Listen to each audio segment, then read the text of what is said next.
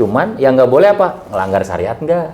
Ada penipuan nggak? Ada kezoliman nggak? Barangnya halal nggak? Ya gitu. Syariah itu ya bukan hanya jual agama ya. Makanya kadang-kadang orang yang nggak seneng dengan MLM tuh suka nuduh gitu, Pak.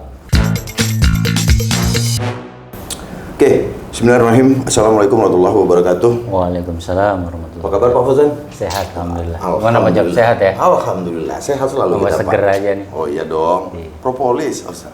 Sama ini apa? Sabun wajah apa namanya? Ini. Subasu. Iya.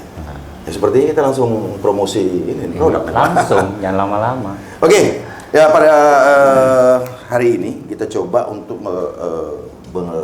mengajak diskusi kepada Pak Fauzan gitu kan tentang mungkin banyaknya pertanyaan-pertanyaan yang ada saat ini di kita gitu kan, khususnya yang berbicara tentang antara bisnis kita ya di dunia network marketing ini dengan keabsahan kita di MUI yang telah disertifikasi seperti itu kan ya.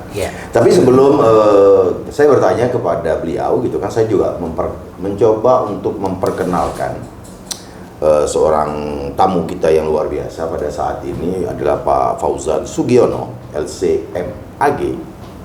Beliau lahir di Lampung 17 Januari tahun 78. Riwayat pendidikan beliau ini luar biasa juga. S1-nya adalah Universitas Islam Muhammad Ibnu Saud Al-Islamiyah Saudi Arabia cabang Jakarta dan lulus tahun 2011 ya Pak ya? Ya, 2011.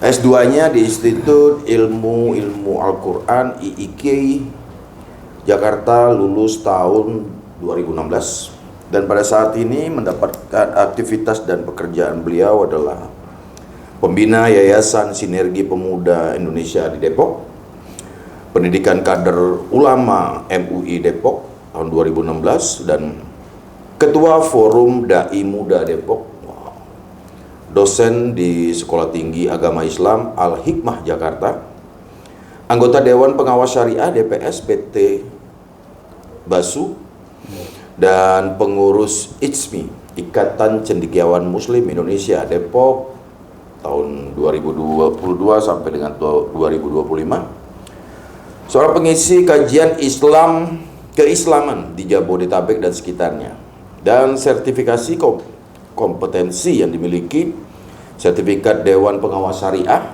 dari Badan Nasional Sertifikat Profesi BNSP DSN MUI tahun 2023 dan sertifikat penyelia halal dari BPJPH Kementerian Agama Republik Indonesia. Waduh, dengan sederetan pengalaman dan aktivitasnya ini luar biasa sekali ya Pak Fauzan ya. Tentunya memang hari ini kami mengundang ataupun kita mencari tahu tentang banyak hal kepada Pak Fauzan. Saya yakin ini adalah sesuatu hal yang sangat cocok. Oke, Pak Fauzan, kita langsung saja. Karena memang pada saat ini ada beberapa poin-poin yang ingin saya coba tanyakan kepada Pak Fauzan tentunya pada sore hari ini. Nah, gini Pak, dengan Basu sudah termasuk dan masuk kategori dalam sebuah perusahaan network ya, yang setelah disertifikasi, bisa nggak Pak dibantu dijelaskan, karena memang masih banyak yang belum memahami apakah MLM syariah itu Pak. Oke, baik, terima kasih. Saya jawab nih. Ya siap Pak. MLM syariah, multi level marketing ya. Itu nama yang sudah dari dulu lah kita dengar. Kalau sekarang bahasanya Pak Job itu network marketing ya. Yes. Dalam perkembangannya memang bisnis MLM itu kemudian tahun 2009 ada yang disebut dengan PLBS, penjualan langsung berjenjang syariah. Nah, itu yang dikenal dengan MLM syariah. Jadi belum lama, 2009 lah. Nah, apa bedanya antara MLM konvensional dan MLM syariah? Nah, ini biasanya masyarakat pada tanya tuh. Yang pertama dilihat dari produknya. Kalau dalam MLM syariah itu sudah dipastikan bahwa produk yang dipasarkan, produk yang dijual ya dalam sistem penjualannya itu sudah halal. Kriterianya dari mana? Dari Badan Penjamin Produk Halal BPJPH Kementerian Agama. Itu diurus itu Pak. Diurus. Selain juga punya izin resmi dari BP POM. Jadi produk yang kita edarkan itu resmi, bernilai manfaat, tidak membahayakan, dan halal. Karena kan bahasa halal itu menarik ya. Karena halal itu menenangkan. Ya, sementara yang haram itu meragukan, kemudian ya tidak menenangkan gitu, bikin galau, bikin risau gitu. Yang pertama produk, yang kedua sistem perusahaan yang melakukan sertifikasi syariah itu memang sudah diteliti oleh Dewan Syariah Nasional, dan kita tahu ada sekitar 400-an ya, 400-an MLM atau perusahaan yang bergerak di penjualan langsung itu, dan tidak semuanya mendapat sertifikat syariah. Kalau berdasarkan data yang ada di websitenya DSN MUI itu 15, dan Basu yang ke-15-nya. Tepuk tangan dong buat Basu. Luar biasa ya, berarti dari sekian ratus banyaknya network marketing atau perusahaan MLM di Indonesia, yang ke-15 itu adalah Basunya yang sudah ya, Basu yang ke-15. Oke, alhamdulillah. Nah, tentu kan sistem penjualan yang ada di PT Basu itu sudah diyakini, sudah disertifikasi, sudah disahkan bahwa ini tidak ada pelanggaran dalam sistemnya.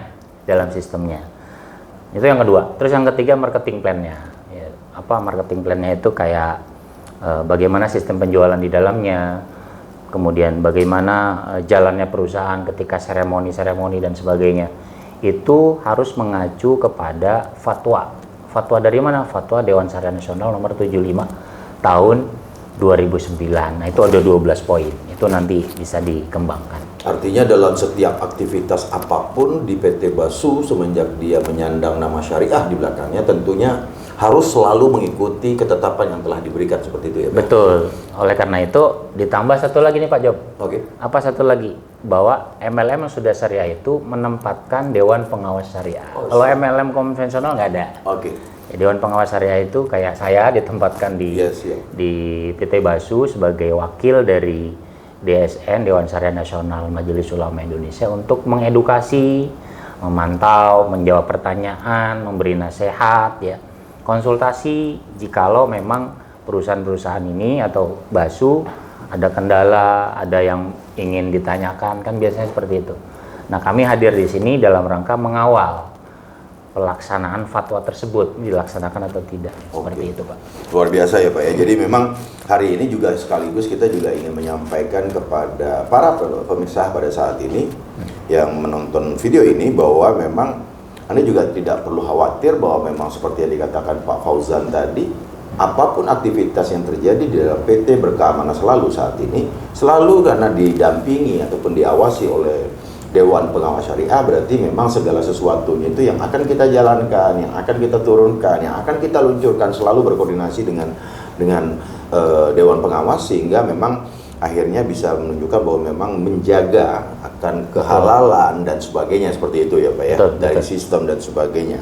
Oke, menarik Pak, ini bahwa memang ini juga menjadi sebuah pegangan dan acuan kepada kita semua, dan memberikan keyakinan kepada masyarakat bahwa memang hari ini tidak main-main untuk bisa mendapatkan sertifikat seperti itu. Iya. Kita harus diawasi. Betul. Seperti itu. Prosesnya juga panjang kan? Prosesnya panjang. Prosesnya saya juga panjang. merasakan Betul, itu kan? panjangnya prosesnya. Diteliti, disurvei, apa kelayakannya, unsur-unsurnya dan sebagainya.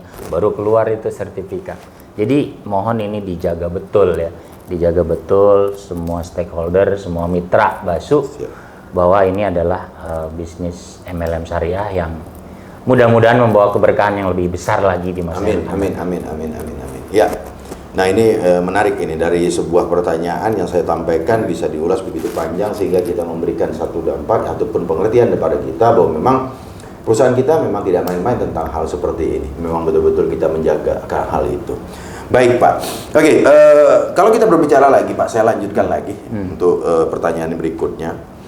Kalau kita bertanya, apakah kriteria utama yang harus dipenuhi sebuah perusahaan MLM syariah menurut fatwa DSN MUI itu tadi. Oke, baik. Tadi sudah nyambung ya. Oke. Fatwanya itu fatwa nomor 75 tahun 2009. Nah, bisa dicatat tuh. Searching di website atau di internet fatwa tentang MLM syariah nomor 75 tahun 2009. Itu ada 12 poin, Pak. Oke. 12 poin, intinya adalah produknya halal, ada produknya, terus harganya tidak excessive markup, artinya harganya mahal banget, kan ada seperti itu. Dan produknya bernilai dan bermanfaat, kayak propolis, Indonesian propolis kan buat stamina ya, kemudian sabun wajah untuk nih wajah Pak Job kinclong nih karena memang rutin menggunakan itu. Saya juga pakai itu. Terus kayak gamat untuk stamina dan sebagainya itu bagus. Artinya dengan harga yang tidak terlalu mahal, bahkan rata-rata 100.000 ya. Kemudian bernilai manfaat ya. Kemudian tidak ada unsur kezoliman, tidak ada riba, tidak ada perjudian unsur di dalamnya, tidak ada kemaksiatan. Pokoknya ada 12 poin itu bisa dibaca ya secara umum. Intinya bahwa itulah fatwa yang menjadi rujukan ya bagi perusahaan MLM syariah. Di dalamnya ada panduan-panduan yang secara umum ditambah dengan kehadiran Dewan Pengawas Syariah yang siap ya, yang siap memandu, siap mengedukasi, siap mengawal pelaksanaan fatwa tersebut. Ya, oke. Ini luar biasa. Selanjutnya, Pak, kalau saat ini bagaimana kira-kira fatwa DSN MUI memandang sistem komisi berjenjang dalam MLM itu sendiri? Baik. Nah, dalam fatwa tersebut kita rujukannya fatwa lagi. Fatwa 75 tersebut ada akad transaksi, ya, transaksi yang dijalankan dalam perusahaan MLM. Di situ diterangkan ada banyak. Di antaranya akad jual beli dari perusahaan menjual kepada mitra, ya. Mitra kemudian menjual kepada pelanggan yang lain, itu jual beli. Terus yang kedua, pertanyaan adalah komisi. Akadnya adalah ju'alah. Kalau bahasa bahasa Arabnya ju'alah. Ju'alah itu memberikan komisi sesuai prestasi. Karena kan di dalam marketing plan PT Basu sudah dijelaskan ya, atau sudah diajarkan oleh leader-leadernya bahwa kalau pendaftaran sekian kemudian punya kaki sekian, dan nanti dapat bonus ininya, jaringannya seperti ini, bonus ininya seperti ini. Itu sudah tertulis secara jelas. Makanya pembagian komisi ya yang memang sesuai dengan ditetapkan oleh perusahaan, yaitu dibolehkan. Karena apa? Akadnya, transaksi awalnya adalah saling mengetahui. Nah, yang nggak boleh itu saya masuk PT Basu tapi nggak tahu saya mau dapat apa, ya. Terus saya dapat produk apa aja juga nggak tahu. Saya nanti level berapa dapat apa nggak tahu. Kalau dari sini kan sudah jelas. Ya, yang silver, yang gold, yang platinum, yang apa itu kan sudah jelas ininya. Nah, itu komisi dibolehkan. Kalau istilah jualah sendiri begini. Dulu dalam fikih klasik itu ceritanya jualah itu seperti jasa. Contoh, misalnya ada seseorang yang kehilangan barang, terus dia bikin pengumuman dalam sayembara, siapa yang bisa menemukan handphone saya, misalnya dalam waktu 24 jam ya, saya akan kasih handphone baru merek tertentu. Nah, itu namanya komisi ya. Dalam MLM juga seperti itu. Siapa yang bisa sekian dapat sekian, ya itu dibolehkan di dalam Islam. Karena kan sudah tercatat jelas, komisinya juga pembagiannya jelas ya. Yaitu tidak ada unsur yang tidak pasti, sudah jelas. Jadi tidak masuk maksudnya tidak akan bakalan jatuh lah ya dalam riba ataupun gohor kayak Goror itu tidak pasti. Nah, kalau dalam marketing plan-nya kan sudah pasti. Level ini dapat ini, level ini dapat ini. Kalau tambahan bonusnya dapat ini, bonus jaringannya seperti ini, kan sudah pasti. Makanya kadang-kadang orang yang nggak seneng dengan MLM tuh suka nuduh gitu, Pak. Ini ada unsur goror, kenapa? Kok dapat sekian, padahal mereka nggak tahu.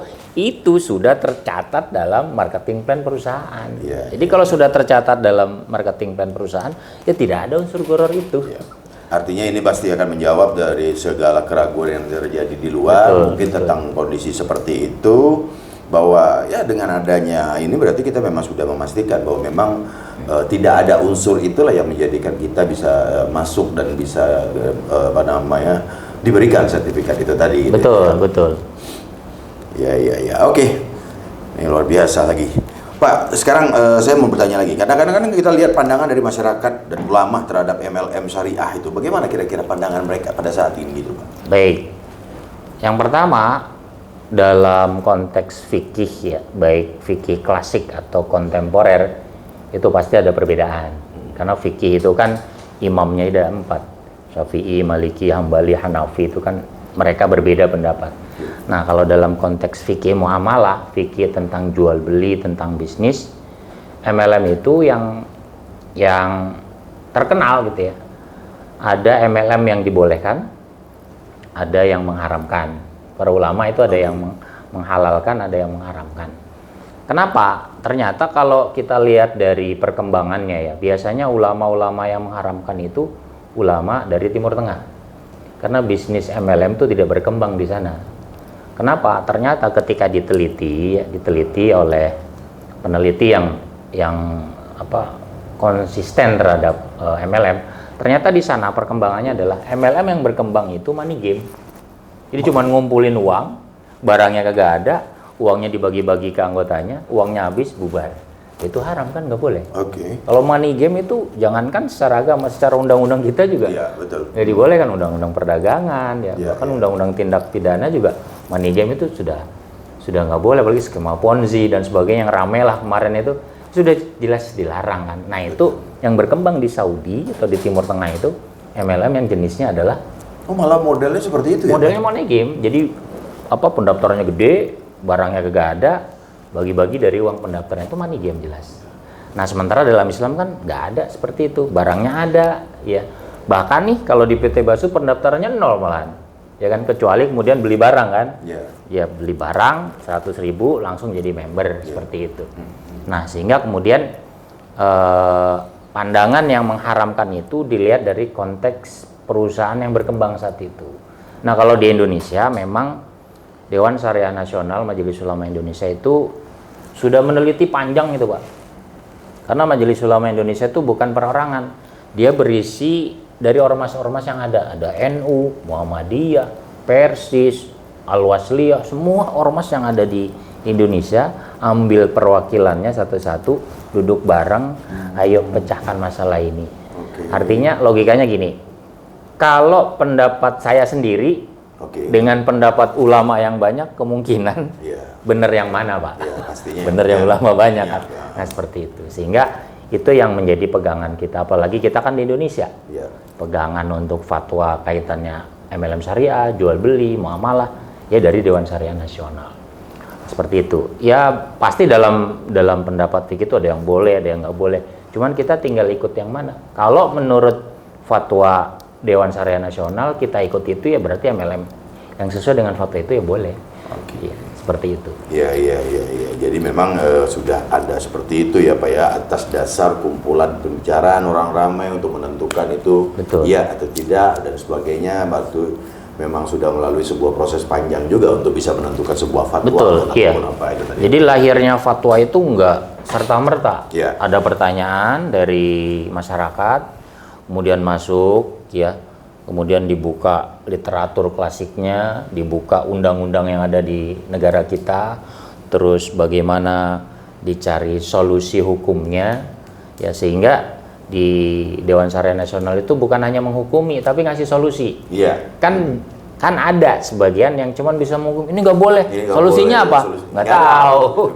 Ya, padahal kan kalau kita lihat dalam bisnis itu kan kaidah fikihnya itu al-aslu fil muamalah al-ibaha, bahwa prinsip dasar dalam jual beli itu ya boleh, illa an yadulla dalil ala tahrimi, kecuali ada dalil yang mengharamkan.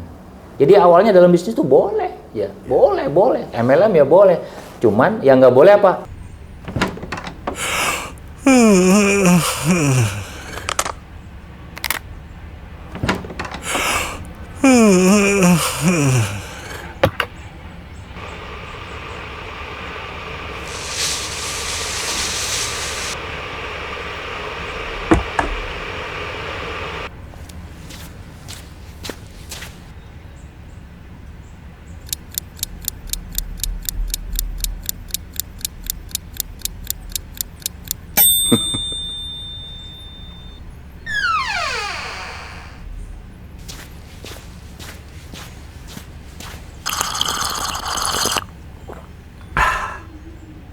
melanggar syariat nggak, ada penipuan nggak, Oke. ada kezoliman nggak, Betul. barangnya halal nggak, ya gitu.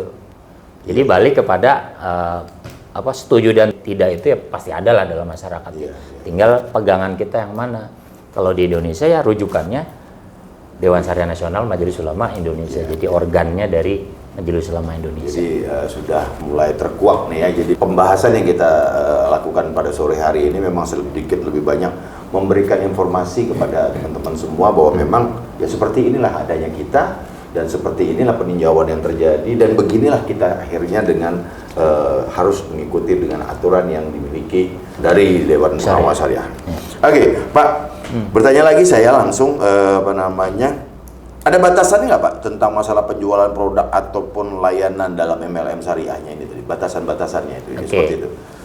Baik, batasannya yang pertama kita lihat batasan dalam hal apa dulu. Kalau dalam hal produk ya jelas batasannya harus halal. Oke, kalau penjualannya Pak? Nah, kalau penjualan berarti komisi atau keuntungan kan.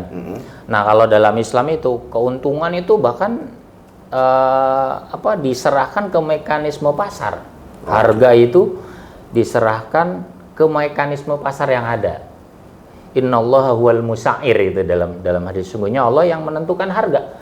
Ya sudah, pasar mau menghargai berapa ya di situ. Cuman kemudian kalau dalam aturan Kementerian Perdagangan kan total payout-nya berapa? Ya. 60% kan? Siap. Itu batasannya kan seperti itu. Artinya apa? Bahwa jangan sampai kita mengambil keuntungan yang di luar kewajaran. Ya. Terus yang kedua, bahwa marketing plan yang berjalan itu jangan sampai kemudian menimbulkan satu yang tidak pasti dan tidak jelas. Contoh di perusahaan lain misalnya ada yang levelnya tidak terbatas sampai ribuan gitu. Nah, arahan dari Dewan Syariah Nasional sebaiknya memang ada batasnya. Nah, yang khawatir memang tidak ada batasannya, akhirnya apa, orang semau maunya. Jadi yang dapat gede-gede, yang nggak dapat mah nggak dapat. Nah, ini Basu udah bagus nih, sudah menentukan batasannya seperti itu. Jadi artinya kalau sesuai dengan komisi dan sebagainya tadi total payoutnya sudah jelas, terkait dengan levelnya juga sudah jelas ya. Apalagi yang diragukan itu Pak? Ya sudah jelas kan, berarti tinggal dijalankan kan. Siap. Oke, masuk lagi ke pertanyaan berikutnya Pak. Dari DSN MUI sendiri terhadap kita seorang member network ini adalah MLM kita ini dalam merekrut anggota baru MLM syariah itu bagaimana pandangannya kita Pak? Perusahaan ya? Iya.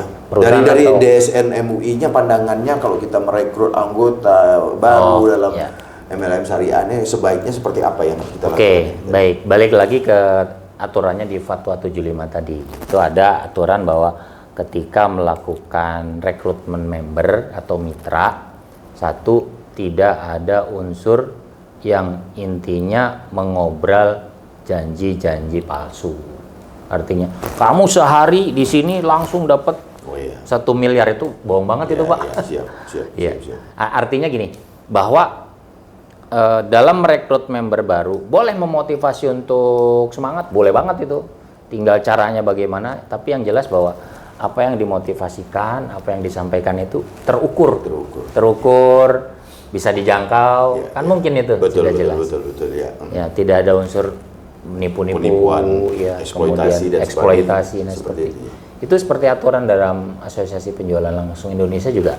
Baik. Seperti itu yang ada.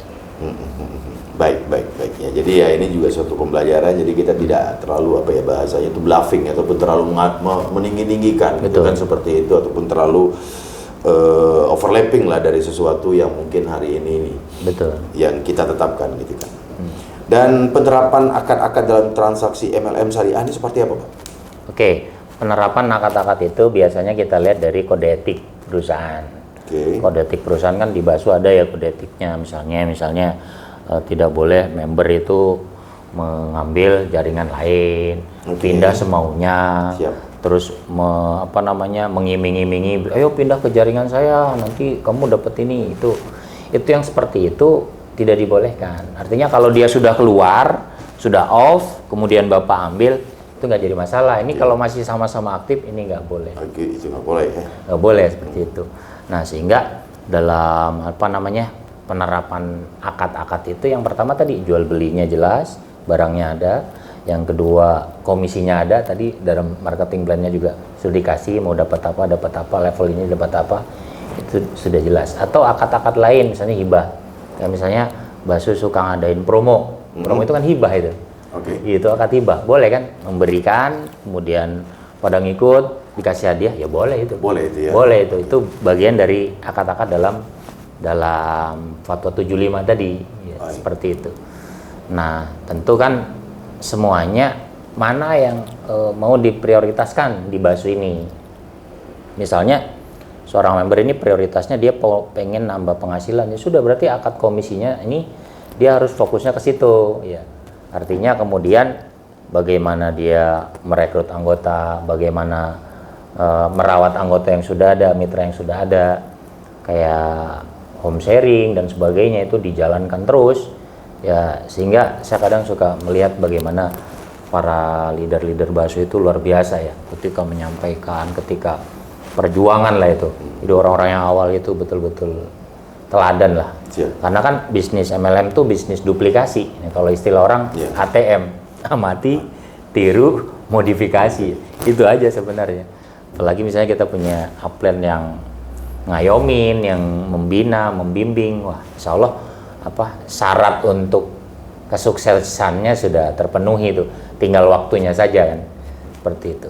Gitu Pak. Baik, oke Pak, ini mungkin pertanyaan terakhir hari ini ke Pak Fauzan gitu kan, dengan apa saja Pak contoh-contoh pelanggaran yang sering terjadi dalam praktik MLM konvensional yang diharamkan ataupun yang tidak diperbolehkan di dalam MLM syariah?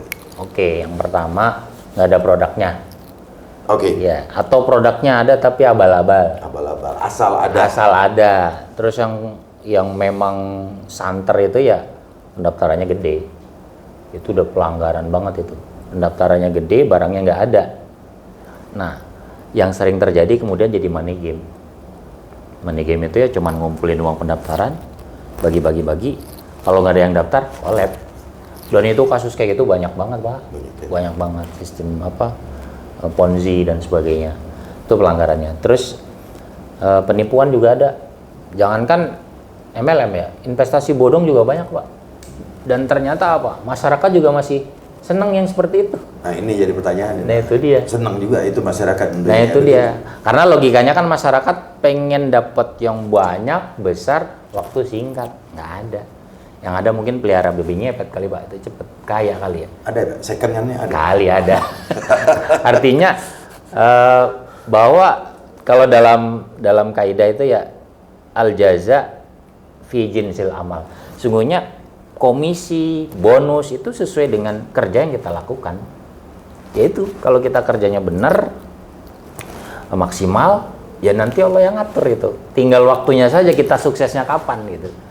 Seperti itu. Sehingga pelanggaran-pelanggaran itu kayak nipu, kayak terlalu tadi yang disampaikan flexingnya berlebihan lah gitu. Flexing dalam arti obat ini akan menyembuhkan Anda 1 hari ya. Untungnya sekian-sekian ya, itu kan terlalu berlebihan. Makanya fatwa itu mengatur pelanggaran-pelanggaran seperti itu dihindari. Karena sebenarnya syariah itu menenteramkan Pak. Menenteramkan, kemudian buat tenang ya. Itu logikanya seperti itu. Cuman tinggal prakteknya saja nih. Ya, orang-orang yang mengatasnamakan syariah ini betul-betul menjalankan itu apa enggak. Nah mudah-mudahan kan di PT Basu ya dengan adanya syariah ini makin semangat ya, makin termotivasi ya, makin terpacu, apalagi leader-leadernya juga bagus-bagus ya. Nah, semakin sukses ke depannya mudah-mudahan. Amin. Ya jadi ini pembelajaran ataupun bahasan kita pada hari ini gitu kan memang sangat memberikan sebuah arti besar nih ya kepada kita gitu kan, menimbulkan rasa percaya diri Anda juga semakin besar bahwa hari ini paradigma ataupun brand yang sering terjadi mengatakan bahwa MLM itu haram dan sebagainya terjawab dengan jawaban-jawaban yang telah diberikan oleh Pak Fauzan ini tadi. Ya, kami berharap dalam pembahasan ini tentunya Anda bisa memetik sebuah hikmah yang kuat di sini, dan Pak Fauzan tadi juga secara tidak langsung juga menyampaikan, memberikan motivasi kepada Anda juga untuk tetap percaya dan bahwa memang benar bahwa hari ini apa yang telah dilakukan oleh PT Basu adalah sudah sesuai dengan koridor-koridor dan sudah sesuai dengan aturan-aturan yang ada di pemerintah, dan yang terlebih lagi sudah mendapatkan pengawasan dari Dewan Syariah. Seperti itu. Oke, Pak Fauzan, ini luar biasa diskusi ataupun pembahasan kita pada hari ini. Terima kasih sekali atas waktunya ini. Mudah-mudahan apa yang kita bahas pada saat ini bisa menjadi pegangan teman-teman nanti di lapangan gitu kan, sehingga membuat mereka tambah yakin dengan PT Berkah Amanah selalu untuk bisa terus dan sukses bersama. Amin. PT Basu. Siap. Pak Fauzan, sekali lagi terima kasih atas waktunya. Ya, siap. Ya teman-teman, mungkin setelah apa yang terjadi tanya jawab di sini setelah pembahasan ini, maka berakhir juga acara kita pada hari ini. Terima kasih atas perhatian Anda semua. Semoga ini bisa memberikan berkah kepada Anda. Akhir kata dari kami, Assalamualaikum warahmatullahi wabarakatuh. Waalaikumsalam. Terima kasih Pak. Sama-sama Pak. Panjang ya. Oke. Belum. Pegangan.